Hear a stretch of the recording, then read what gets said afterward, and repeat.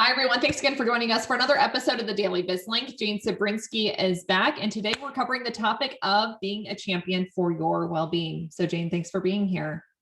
Thanks so much, Lindsay. Alrighty, so give me a 10 moment for you.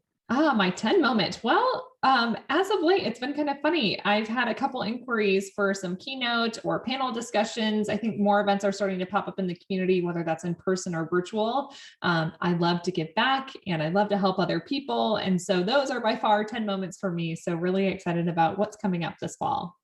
I love that. And I know that's you being a champion for your well-being, because that dimension of you is really important, that service component. So that would be fun for us to have a little conversation around that today, because as I've mentioned before, I have been training for the past year, really focused on well-being. And last week, I'm super proud to say that I was certified through our company as one of our first chief well-being officers. Yay! And congratulations. yeah, I know, it's my 10 moment.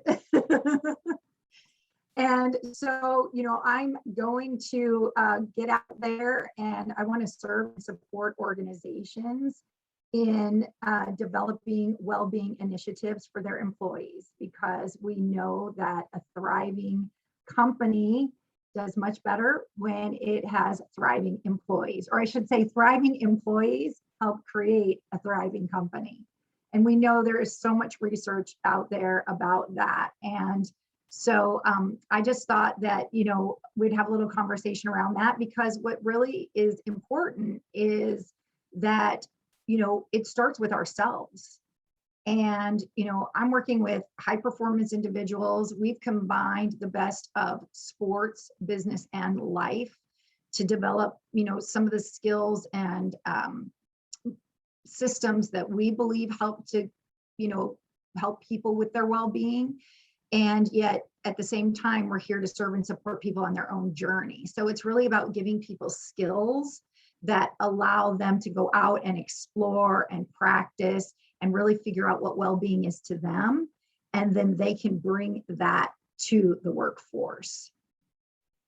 Thoughts? I love that you coach in this way, because I agree with you. Not everybody's well-being looks the exact same way. And I think where a lot of organizations or, individuals fail is by trying to push on to others what works for them, because there's not such a thing as like a one size fits all when it comes to well-being. So I think it's really helpful. And I think that's something for a lot of organizations to note as they're thinking about how they can help their team members and their employees with becoming the best version of themselves.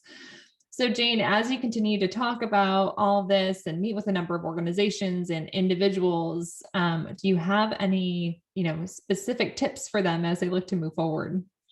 Yeah, well, so at the end of the day, it does begin with me, so I'm the first, the me team is the first team, and then there's the we team. So how do we show up for our organizational teams? How do we show up for our families?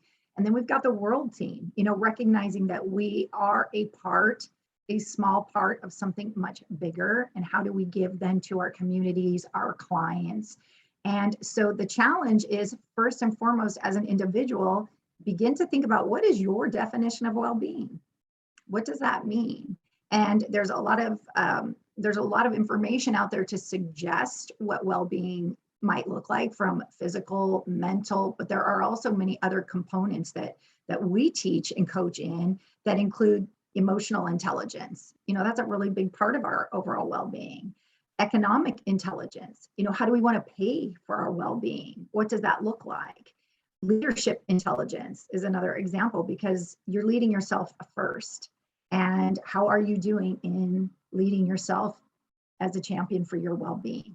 So first step, ask yourself the question, what's my definition of well-being? And then look at that and explore it and stat it up. So we've talked a lot about our stat tool, 1 being low, 10 being high. We're still going for a 10 life.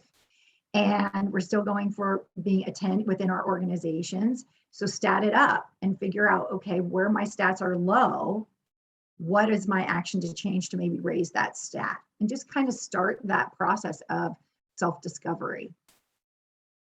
Great. I think this sounds like a great place to get started. So Jane, as we look to wrap up today's conversation, is there anything else you'd like to leave our audience with?